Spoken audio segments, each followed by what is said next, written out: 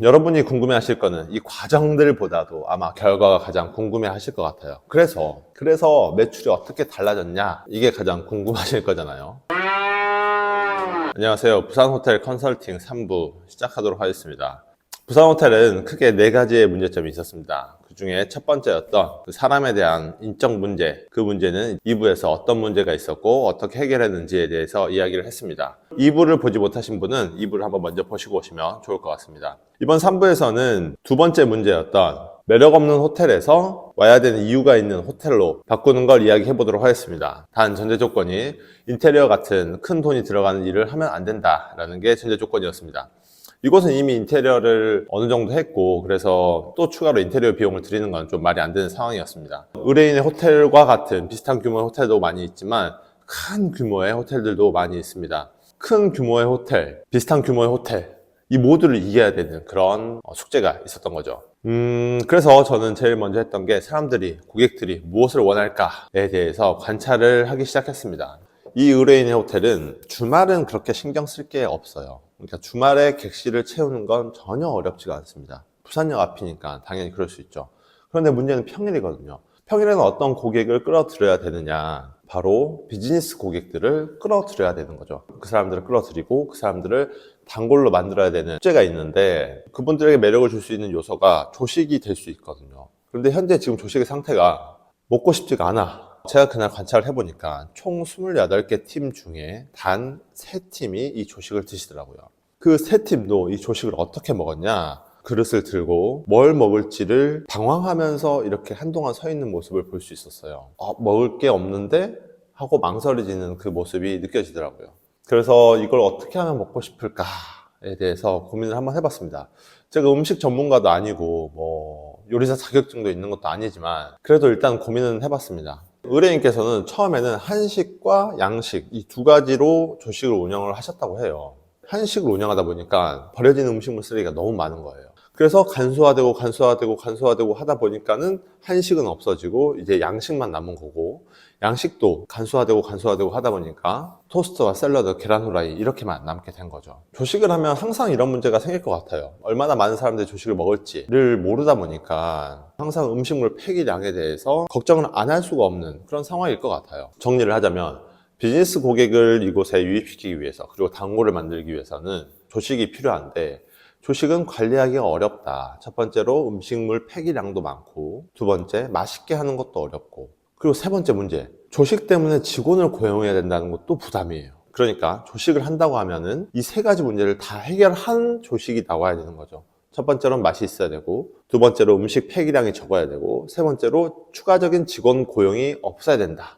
이 3가지를 충족한 맛있는 조식이 나와줘야 되는데 제가 생각한 아이디어는 그거였어요. 처음에는 이삭 토스트를 생각했어요. 토스트도 그냥 다 같은 토스트가 아니죠. 이삭 토스트 드셔보신 분들 아실 거예요. 굉장히 맛있어요. 야채가 풍부하게 들어가고 맛있는 소스가 발려져 있어서 갓 구워서 나온 토스트를 먹으면 진짜 맛있어요. 그래서 제가 이삭 토스트를 가봤습니다. 어떻게 만드나 이걸 염탐하기 위해서 이삭 토스트에서 토스트를 하나 주문해서 이렇게 멀리서 이렇게 지켜봤어요. 만드는 건 생각보다 어렵지 않더라고요. 굉장히 단순했어요. 근데 문제는 처음 만들어 본 사람이 만들기는 좀 힘들겠더라고요. 조금의 숙련도가 필요하다는 거죠. 고객이 직접 만들어 먹는 거는 조금 한계가 있다라는 거예요. 한마디로 직원이 만들어줘야 된다라는 점이고 그러면 추가 인력이 있어야 된다라는 점이잖아요. 그래서 이삭 토스트 방식으로 조식을 제공하는 건 어려울 수 있겠다라는 생각이 들었습니다. 이 아이디어는 잠시 보류를 하게 됐습니다. 인건비가 안 들어간다는 의미는 결국엔 고객들 스스로가 뭔가를 해서 먹을 수 있어야 된다라는 의미고 그래서 제가 생각한 두 번째 샌드위치 아이디어는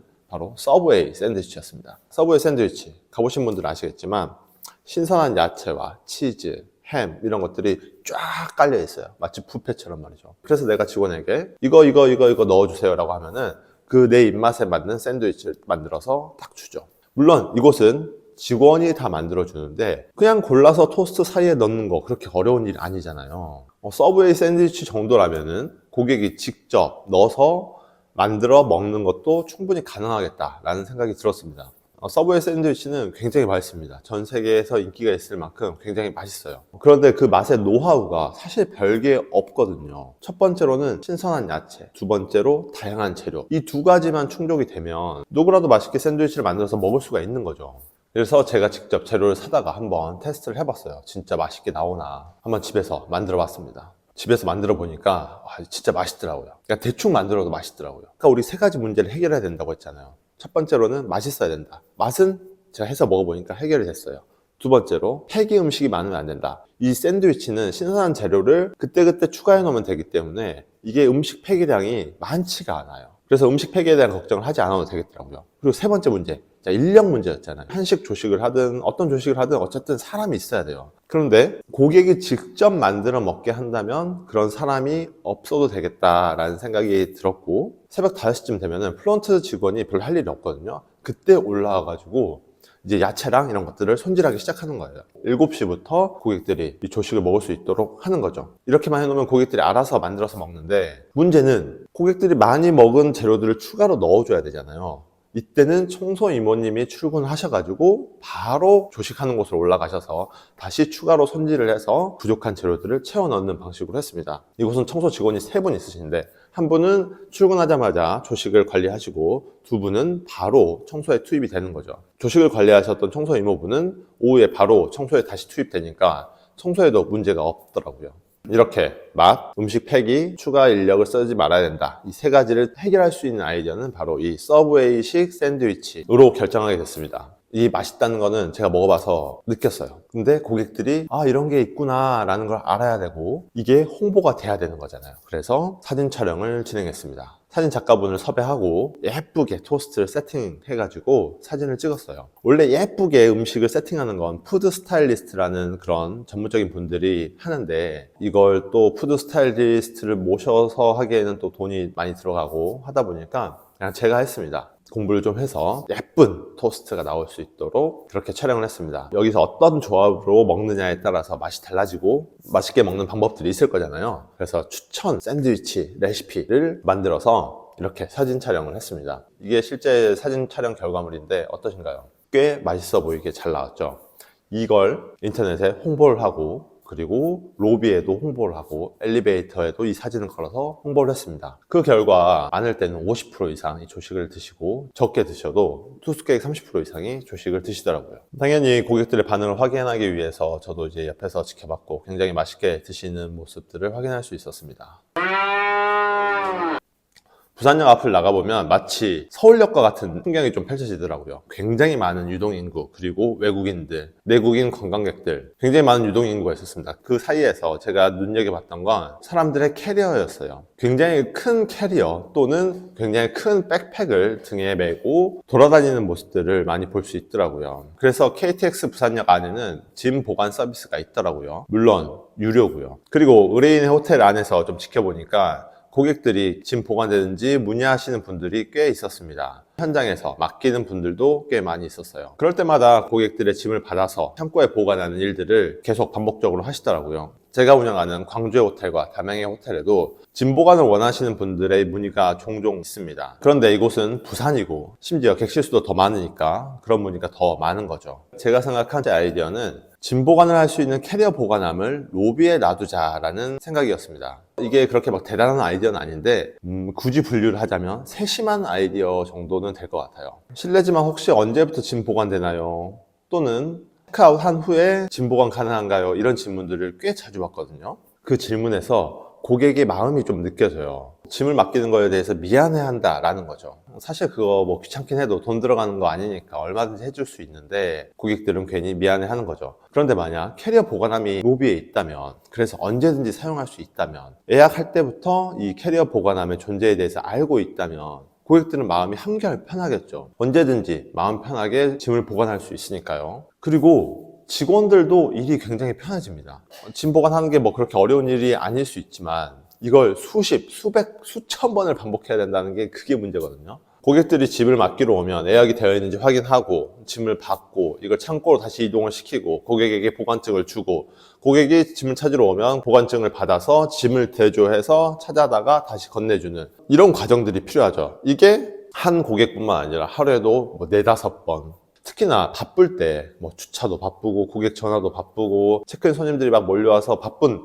그 상황에서 또 창고에 가서 짐을 찾아다가 주는 일을 하는 게 이게 쉽지만 않습니다. 결국에는 바빠서 정신없다라는 표정이 얼굴에서 드러나고 친절한 서비스를 하기가 어려워지는 상황이 발생을 하는 거죠. 그런데 짐 보관함이 있으면 고객이 알아서 혼자 보관하고 알아서 혼자 찾아간단 말이에요. 직원 입장에서 훨씬 이 일이 간소화가 되는 거죠. 그래서 캐리어 보관함을 설치를 하기로 했습니다. 이 짐 보관함이 로비에 갑자기 들어서면 이질감이 생길 수 있거든요. 그래서 색상을 잘 맞추고 붙박이 장처럼 위에까지 라인을 맞춰서 처음부터 이게 있었던 것처럼 이런 느낌을 주기 위해서 디자인을 했습니다. 그리고 요새 그 비스포크 디자인이죠. 냉장고 위아래 색깔이 조금 달라서 좀 세련되게 그렇게 디자인을 해봤습니다. 캐리어 보관함과 조식, 그리고 조식을 홍보할 사진 촬영, 이렇게 총 다 해서 비용은 한 400만 원 정도 들어간 것 같아요. 굉장히 저렴한 비용으로 이 호텔만의 컨텐츠를 만들어냈습니다. 이 호텔은 크게 4가지의 문제점이 있다고 말씀드렸죠. 사람 문제, 그리고 컨텐츠 문제, 그리고 세 번째 문제, 네 번째 문제가 있는데, 세 번째 문제는 바로 마케팅이 전혀 없다라는 점이었어요. OTA에 전적으로 의존을 하고 있었고 OTA 이외에는 전혀 홍보를 하지 않고 있으셨습니다. 그리고 네 번째 문제는 바로 관리 시스템의 문제였습니다. 마케팅과 이 관리 시스템의 문제는 이야기하자면 또 엄청 길어요. 그리고 재미가 없어요. 그래서 따로 이야기는 하진 않도록 하겠습니다. 어쨌든 네이버에서 우리 부산역 호텔을 검색하거나 부산 비즈니스 호텔을 검색하면 이 호텔이 자주 나올 수 있도록 제가 마케팅을 해놨고, 그리고 관리는 수기 장부를 쓰고 있었거든요. 이 수기 장부를 디지털로 다 전부 다 바꿔드려서 일일 매출, 월별 매출이 잘 관리될 수 있도록 하고, 각 OTA별로 매출이 어떻게 변하는지도 확인할 수 있게 해드리고, 그리고 실제로 돈이 들어오고 나가고를 굉장히 명확하게 알 수 있도록 양식을 만들어서 관리할 수 있도록 세팅을 해드렸습니다. 여러분이 궁금해 하실 거는 이 과정들보다도 아마 결과가 가장 궁금해 하실 것 같아요. 그래서 매출이 어떻게 달라졌냐, 이게 가장 궁금하실 거잖아요. 사실 아이디어로만 봤을 때는 막 그렇게 대단한 아이디어다 라고 생각하지 않으실 수도 있고, 뭐 저 정도 좀 해서 매출이 달라질까? 라고 생각하실 수도 있습니다. 매출의 변화부터 말씀드리면 사실 저는 이렇게 그냥 아예 매출을 다 100원짜리 하나까지 다 공개를 해드리고 싶지만 의뢰인께서 그 부분은 불편하셔서 러프하게만 말씀드리면, 원래는 매출이 7, 8천만 원 정도였는데 약 45% 이상 매출이 향상했습니다. 컨설팅 이후부터는 매출이 1억 밑으로 떨어진 적이 없어요. 한 번도. 평균 매출은 8천만 원에 약 40%가 향상된 매출이다 라고 보시면 되겠습니다. 계산되시죠? 구체적인 금액을 밝히고 싶지만 하지 말아달라고 하셔서 우리가 어떤 아이디어들이 좀 심심해 보일 수 있어요. 자, 정리해 볼게요. 첫 번째, 사람 문제 어떻게 해결했죠? 문제점을 발견하고 이분이랑 같이 못하겠다라고 판단하고 좋은 분을 좋은 면접 방법으로 뽑았습니다. 두 번째, 컨텐츠가 부족했어요. 그래서 캐리어 보관함, 그리고 서브웨이식 조식 서비스를 만들었습니다. 세 번째, 네이버 마케팅을 했고, 네 번째, 관리가 좀 더 잘 되도록 관리 시스템을 만들어 드렸습니다. 이 4가지의 아이디어들이 막 그렇게 대단하거나 그렇게 멋진 아이디어는 아닐 수 있어요. 그런데 사람 때문에 매출이 10% 올라가고, 이 컨텐츠 때문에 매출이 10% 올라가고, 마케팅 때문에 매출이 10% 올라가고, 관리 시스템 때문에 매출이 10% 올라가면 이게 도합 40%의 매출을 향상시키는 효과가 있다는 거죠. 한 번에 40%의 매출을 만드는 방법은 없어요. 그런 건 없어. 물론 아주 상태가 안 좋았다면 뭐 그런 아이디어가 있을 수도 있지만, 뭔가 적당히 잘 되고 있는 곳에서 한 번에 40%의 매출 향상을 만들 수 있는 아이디어는 없는 거죠. 5%, 10% 이렇게 조금 향상할 수 있는 아이디어들이 더해져서 이게 40%의 매출을 향상시키는 효과를 만드는 거죠. 이렇게 6개월간의 부산 호텔 컨설팅이 마무리됐습니다. 이 호텔은 소유주가 한 분이 아니세요. 여러 명이 공동 투자를 하신 그런 호텔인데, 이분들에게도 이제 컨설팅 결과를 제가 보고해 드렸습니다. 그 결과 이렇게 카톡으로 감사하다는 말씀을 많이 해주셔서 개인적으로도 굉장히 뿌듯했습니다.